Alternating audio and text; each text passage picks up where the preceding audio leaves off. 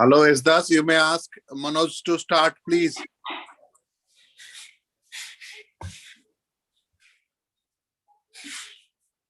Yeah. 1 second. I'll PK, you are there, because if he's not doing it, I'll push the recording button, then we'll start. PK is there. No, I think he told me that he'll make me host and leave. Because the recording has to be enabled, right? So you are already a host. You are already a host. So shall I start recording? We are already live on YouTube. Okay, fine. Okay, then let's get started, everyone. So I'll welcome MKD to introduce the session and the speaker. Thanks. Thank you, Smarajit. Good morning, everyone. Today I have the privilege of introducing Subodh Kumar Mishra, roll number 2270 from Ganga House. As a student, Subodh had always put the stage on fire. We fondly address him as Bhishma Pitamaha of our batch. He was the literary champion of school, college, and university. Being from the same hostel, Ganga House, I have fond memories of Subodh, jo har party ki saan hai. Always buzzing with new innovative ideas. While he was only 23, Subodh lost his father to a road accident, but that did not deter him to explore the best possibilities in the world. Very few of us know that he was one of the 4 founding members of the website www.irctc.co.in, which we all use to book train tickets today. Having walked the corporate corridor for 15 years, he was bitten by the startup bug. As a result, he is now the director of his own startup, Indikids, that focuses on meaningful early childhood education. He also owns a destination management company in the name Milestone. Those of us who have taken his services have wonderful memories and swear by his expertise in travel and tourism industries. Currently, Subodh is working on a project. It's basically a global project to impart life skills and value educations to preteens and teens in India. Today's topic, the power of habits, is the part of the same project. We all are fortunate that we are getting the feel of the project before it is being launched. Over to Subodh.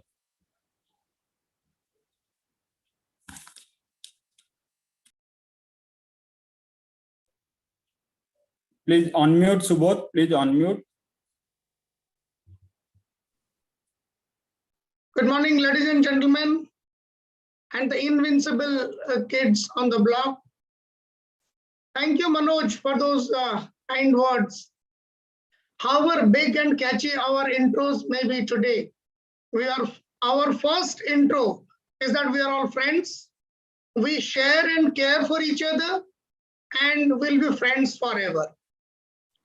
Okay, being from a Sainik School, we have all understood the reward and punishment, good habits and bad habits bring with them respective.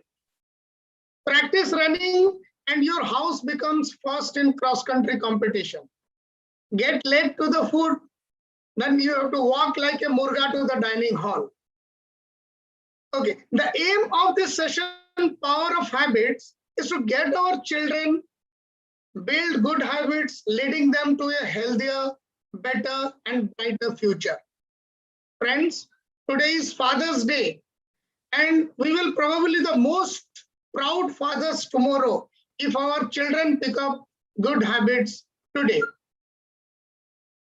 So what are the next slide, please.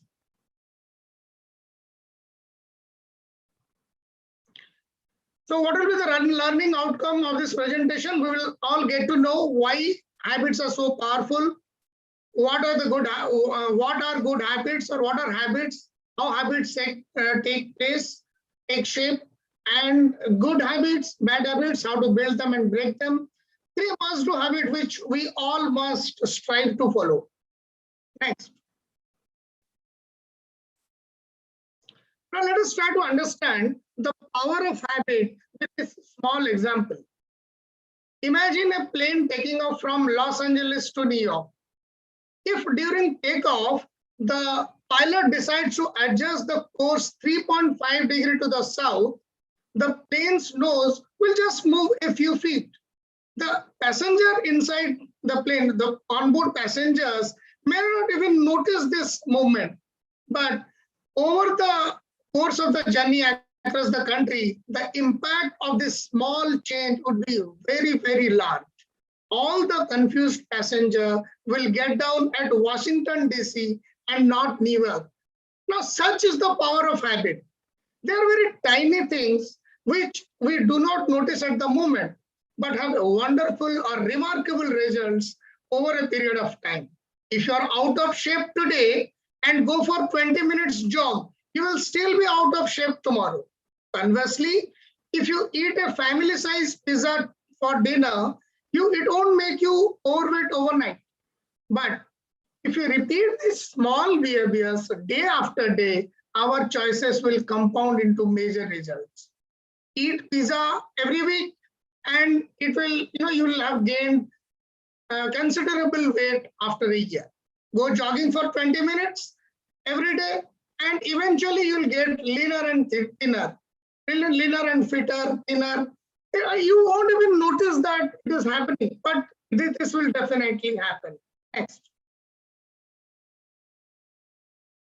Now let us try to understand what a habit is. Friends, when someone happens, if somebody throws a ball at you, what do?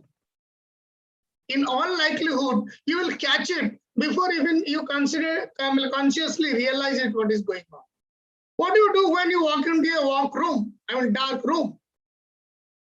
You don't even think what to do next. You instinctively reach a light switch. So that is habit, a behavior that you have repeated so many times that it now happens automatically. Friends, believe it or not, our life is dominated by habits. In fact, we are just some of our habits. Habits can make our life terrific or terrible. Now, habits can be good, like, a healthy morning routine, mannerisms during conversation, cooking more at home vis-a-vis eating outside, reading more vis-a-vis watching TV. But all habits are not good. There can be bad habits also. For example, we have got visible bad habits like nicotine addiction or smoking, chewing tobacco, or even screen addiction, which probably we all are addicted to. Now, but there are invisible bad habits also, like negative thoughts, which can ruin a person. Now, let us try to understand little more, habit a little more. Next slide, please. Now, habits have three components. They are necessarily built of three components. The first one is very small decisions and actions, like brushing our teeth twice daily. They are done regularly, like saving 10 rupees every day in your piggy bank. Or they tend to occur subconsciously, like cycling. Because when you cycle, you don't think where to pedal, how to pedal. You have done it so many times in life, it just comes automatically to you. So these three components. Next slide, please. Let us now understand how habits take shape.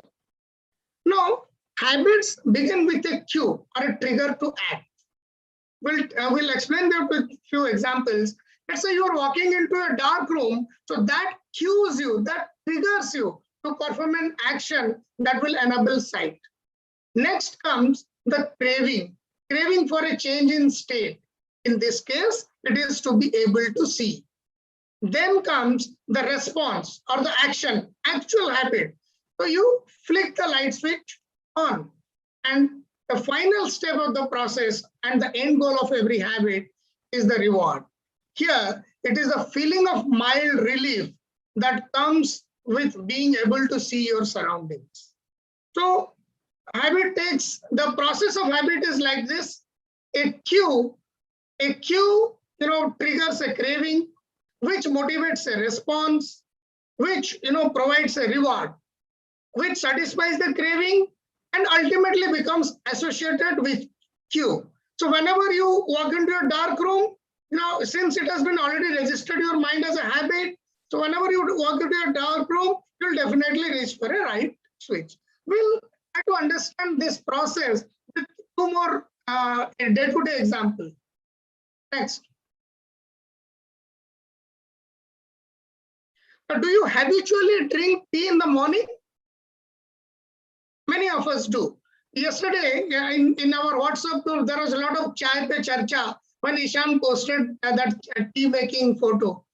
So, what is your cue in that? Waking up is your cue. Triggering a craving to feel alert. जब आप सुबह उठते हैं, थोड़ा सा आपको लगता है कि थोड़ा सा fresh हो जाए. So you crave for feeling alert. So your response is to drag yourself out of bed and make a cup of tea. So actually you drink that cup of tea and what is your reward? Your reward is feeling fresh and getting ready to face the world.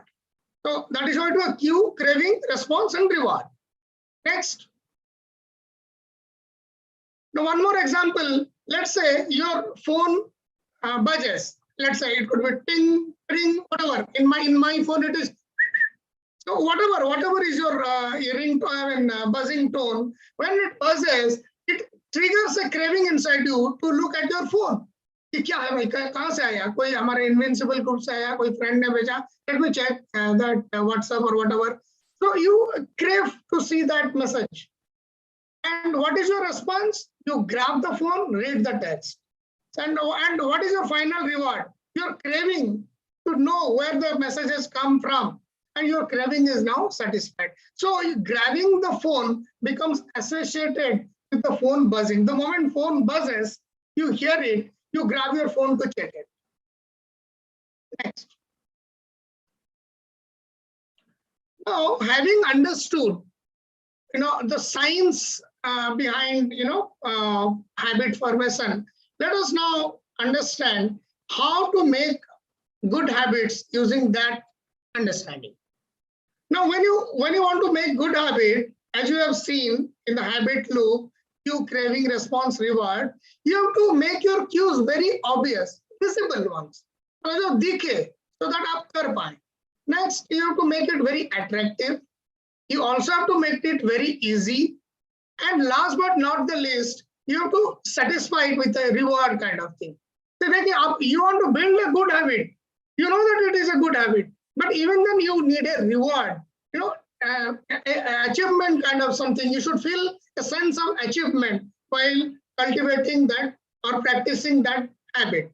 Now we will take two research-based tricks from each part, each process. They're really interesting ones, but due to paucity of time, we'll cover the tricks, not the research behind them. If you are more interested in the research part of it, I have suggested few books at the end of this session. You can find them there. Knowingly, I have taken examples from me and my family so that all of you can have a feeling, well, if Subodh can do it, even I can do it. Next. Let us now try to understand how to make our cues so obvious that should not buy. I mean, you got to do it. Whenever you want to do it, you got to do it. How to make your cues so obvious? So the first step is to make your cue obvious. Research says that to make your cues obvious, the best thing that triggers us to act are time and place. समय और जगह. ये हमको सबसे पहले it prompts you to do a habit. I mean, take a good habit. Our first trick is based on this. Now, it is called implementation intention. Now, most of us have a very good intention, but we tend to be very vague about it. For example, I'll say I will exercise. Kal se bhai exercise karenge hum. We'll do the exercise from tomorrow. बहुत मेहनत करूंगा, मैं exercise करूंगा. And you just say like that, and you simply hope that it will follow through. It will follow through. And implementation intention introduces a clear plan of action, preferably in writing, setting out when and where you will carry out that habit. So the implementation intention formula is I will dash at dash time and in this location. For example, don't say I will exercise more often. Say on Monday Wednesday and Friday, when the alarm rings, the first thing I will wear is my tracksuit and run 2 kilometers in Biju Patnaik Park. Then leave your running shoes out there where you can see them. You will be surprised how easily you can pick up this habit. In fact, this presentation of mine is a fruit of implementation intention. I was told about this sharing and caring Sunday talks even before Vikas could give his first talk on banking. I could have been easily the second, but I just dilly-dallied. Now, one day I got fed up with this and I called up Sam and asked if I could give the talk next Sunday, coming Sunday. He said the slots are full. You can go give the talk only on 20th of June. But I grabbed it. So my implementation intention is clear now. On 20th of June at 11 o'clock in the morning, I will give a talk on Zoom. So that is very clear. So to my surprise, everything else fell in line thereafter. I fine-tuned my presentation, sent it to the core team, tried to find good example for different concepts, and here I am before you. Now our second trick, as you can see, is habit stacking. Now, habit stacking is a strategy where you can pair a new habit with an old habit or a current habit. Let's say you want to eat healthy. Taking our previous example, you can say, I will come back from jogging and I will eat a fruit. Then keep the fruit right on the dining table. You are most likely to pick up this habit. You come back from the jogging to home, you saw this fruit on the dining table, you are reminded that you should eat healthy and you will take a fruit. So your cues can be any mundane activity of the day. You can add a habit just after that activity. For example, I have kept my weighing machine just beside my bathroom door. So after taking bath, I check my weight. Then I go to the God's corner, light a agarbatti and meditate for 10 minutes. Here, taking bath is a cue to check my weight. And similarly, lighting an agarbatti is a cue for me to meditate for 10 minutes.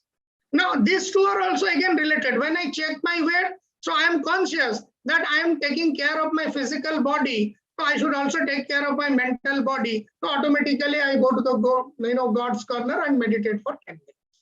So the habit stacking formula is after this current habit, I will do dash. That is new habit. After this, I will do this. Next.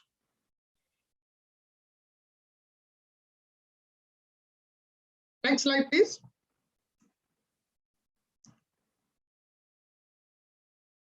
Now, the second thing is craving. How do you make your craving so attractive that ye dil mange more? You want to do it more and more often.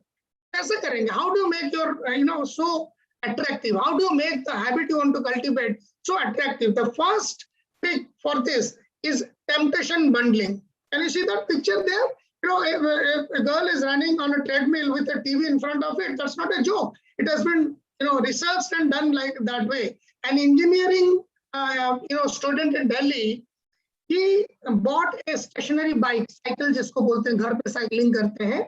That stationary bike he bought, he thought that he will do exercise, but he did not. It was unappealing to him, he could not do it. But at the same time, he was fond of watching Netflix.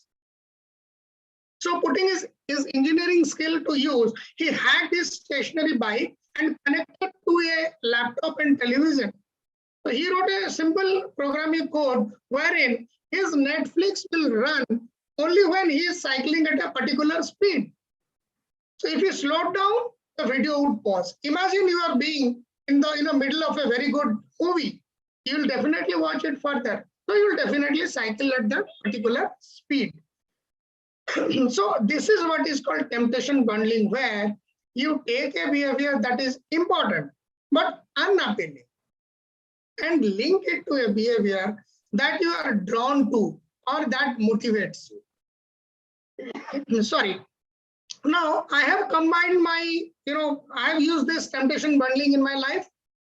I too found exercising, waking up in the morning very, very boring and lethargic. Very boring thing. it did not motivate me at all. But I have a love for reading. Of late, I have been listening to audiobooks. So what I did, I bundled this too. Whenever I go for a walk, if I go for a morning walk, I put my headphones on and listen to the audiobooks. So that is how I could do justice to my reading habit, as well as I was cultivating a new habit to do morning exercises or morning walk. Now, can you play that video for me, Sam?